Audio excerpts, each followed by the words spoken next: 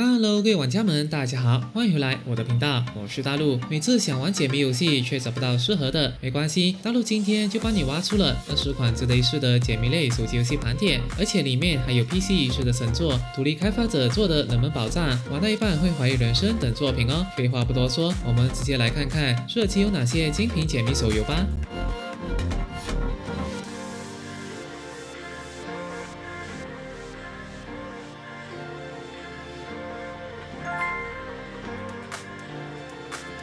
Superliminal 这款作品在 PC 跟主机上就蛮有名气的，是一款第一人称的视角解谜游戏，核心概念很特别，叫做感知即现实。你在梦境里面，物体的大小、远近都可以被你的视角改变，比如把桌面的棋子拿近一点，它就变大了；放远又变小。利用这种视觉错位来解开关卡，手机版可以先免费试玩前面，喜欢再买断。这种颠覆逻辑的玩法，大陆觉得很适合喜欢动脑又想体验新鲜感的玩家哦。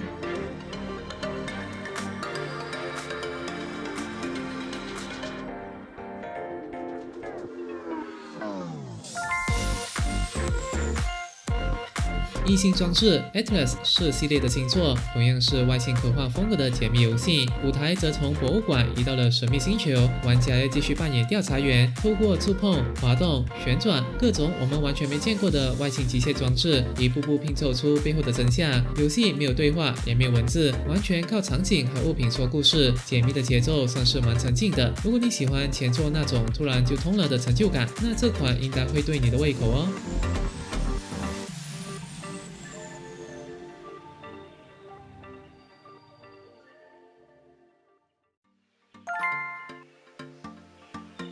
喜欢在外星球探险、揭开失踪之谜的玩家，这款被遗弃的星球就很适合你。游戏强了低多边形风格和科幻解谜，你将扮演坠落在陌生星球的探索者，要在如废弃实验室、外星遗迹里翻找乐字、破解符号，拼凑出星球被遗弃的原因。另外，游戏还有扫描功能，就算卡关、漏掉关键线索，它会帮你补一下哦。谜题难度算适中，氛围也很够，感兴趣的话就不要错过啦。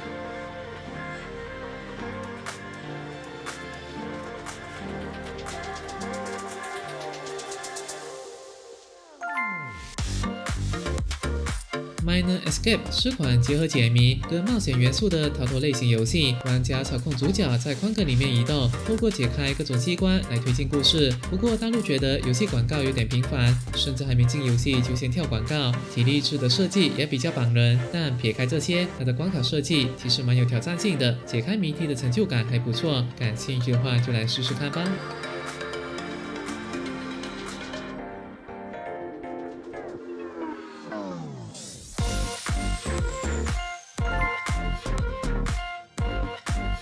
月影之塔是款 PC 移植的手绘解谜作品，画面跟音乐真的相当不错。玩家操作戴着耳兔帽的小男孩以及一只像猫的小生物，一起爬上神秘的高塔，每一层都是独立又充满巧思的谜题。不过游戏在触控操作有点卡卡的，有时候也会有半天都点不到的情况发生，解法比较需要靠试错，比较适合有耐心、喜欢手绘风格的玩家。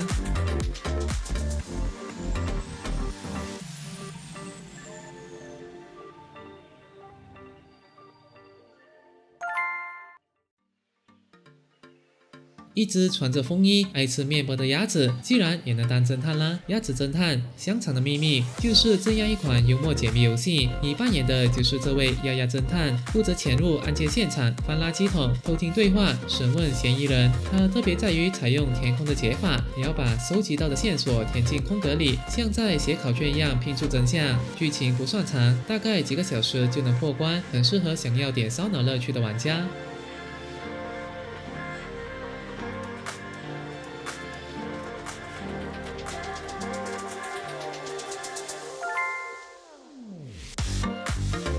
如果你喜欢靠观察跟推理解谜的玩法，那塞纳尔的圣歌这款在 PC 推出时就被誉为语言解谜神作的游戏就很适合你啦。你将扮演旅人，在高塔里遇到好几个不同文化的族群，他们讲的语言你完全听不懂，你要靠的是对比符号、观察手势、记笔记，一个字一个字推敲出文法。视觉是浓浓的莫比斯漫画风，超有辨识度。感兴趣的话就来试试看吧。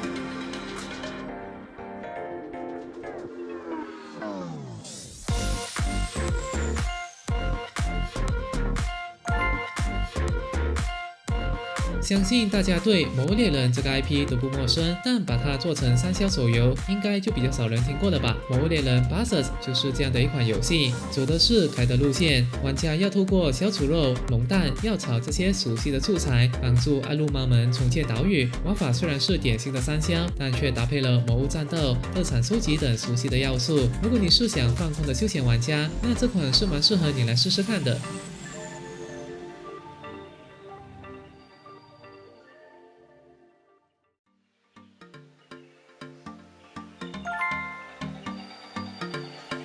如果今天有人跟你说他讨厌坐在喷香水的人旁边，怕冷气吹到后脑勺，看电影不能被前面帽子挡住，你会帮他换座位吗？这个位置有人坐吗？就是一款让你当个座位调整员的逻辑解谜游戏，每个角色都有莫名其妙的坚持，你要在公车、电影院、婚宴会场把他们安插到适合的位置。画风是剪纸风，完全没时间压力，喜欢的话就不要错过啦。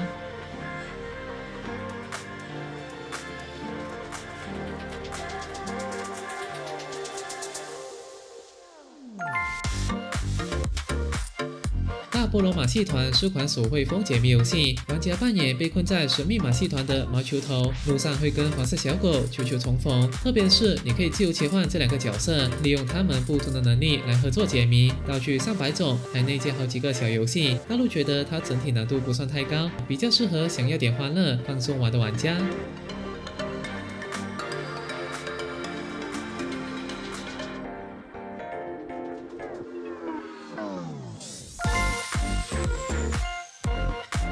朝圣者是款互动式解谜小品，玩法很不一样，没有固定的关卡顺序，你手上有几张角色卡牌，遇到森林女巫、河边雕刻、魔鬼这些怪咖，把卡牌送给他们，看看他们会怎么互动，触发新对话，解锁新路线，每一轮都能用不同的顺序玩出不同的结局，非常适合通勤时随手开一局，而且完全没文字，全靠动作跟表情，很适合喜欢自由探索、不太爱被教程绑住的玩家。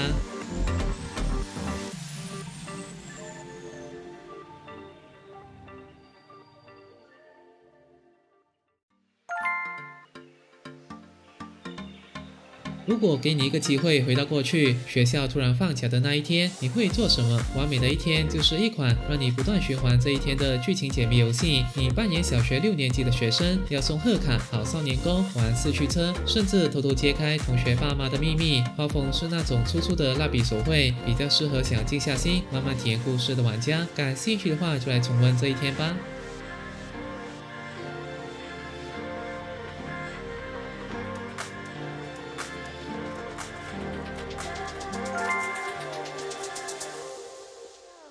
你能逃脱吗？这个系列相信不少玩家都有印象吧。这次的合集是把全部经典密室逃脱游戏全部打包在一起，总共超过300个房间可以玩，场景从车库、办公室到地下室都有，而且所有关卡一开始就全部开放，不用一关关解锁，而且合集版完全没广告，也没内购，就是很纯粹的逃脱解谜，整体是款很值得一试的游戏哦。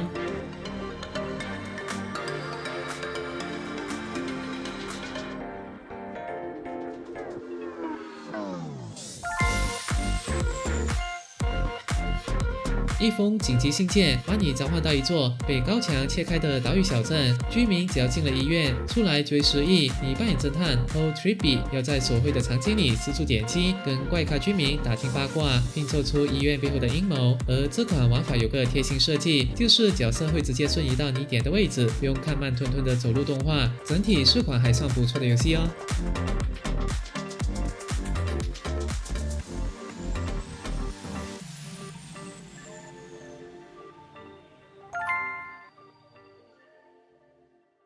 喜欢有点诡异，但又不会真的吓到的解谜游戏，那《怪物之家2：勋章》应该就很适合。这次我们被困在一栋破旧的老房子里，画风是那种黑白手绘风，气氛很到位。除了到处找线索、解开各种电路跟密码锁，你还需要跟奇怪的生物互动，像是帮犁头人锯木头，或是喂毛毛虫吃东西。而这次的核心是收集勋章，一步步揭开爸爸留下的谜团，而且结局还蛮有后劲的哦。感兴趣的话就来试试看吧。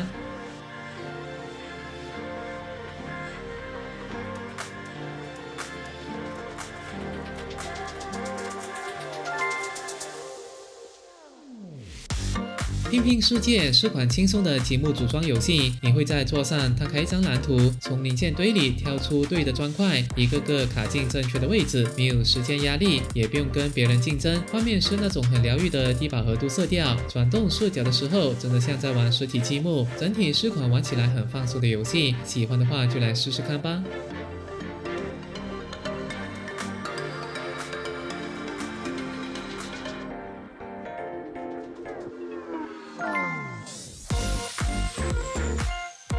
这款迪士尼魔法派对 3D 玩法还蛮不一样的哦，它不是交换方块，而是要在满满的立体物品堆里找出3件一样的迪士尼经典小物，像是米奇的手套、阿拉丁的神灯，直接点击收集起来就可以了。每关也有不同的电影主题，玩起来有点像是在整理收藏柜，蛮疗愈的。整体需要点观察力，操作很直觉，是款很适合用来打发时间的游戏。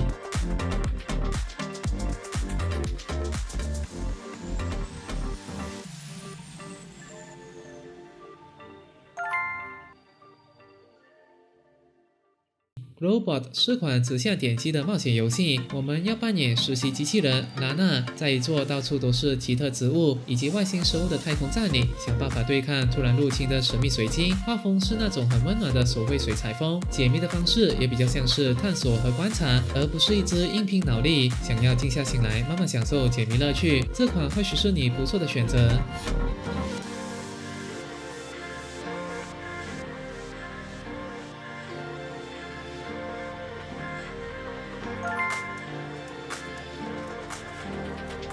Scroll Away 是款典型的舒压解谜小品，玩法很直觉，就是把不同形状的螺丝用对的角度跟顺序转下来。游戏的3D 画面做得还不错，转动视角时真的会有种在修机械的感觉。由于游戏同样有着不少广告，所以不少玩家也不怎么喜欢，但是大陆自己会建议，可以把它当成想打发时间时再开来玩的游戏就好。感兴趣的话就来试试看吧。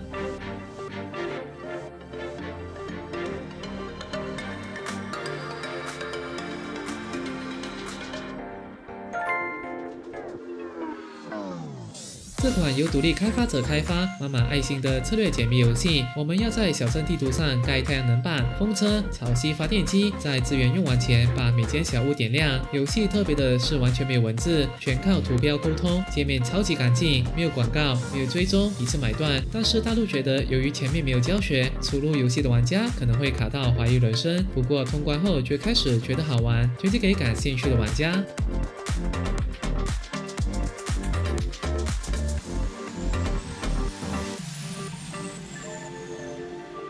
那么这期的游戏推荐到这里就结束了，希望大家都能找到自己喜欢的游戏。最后，若你喜欢大陆的影片，可以给大陆一个赞和分享，订阅大陆的频道和开启旁边小铃铛。那我们就下期再见啦，祝大家游戏愉快！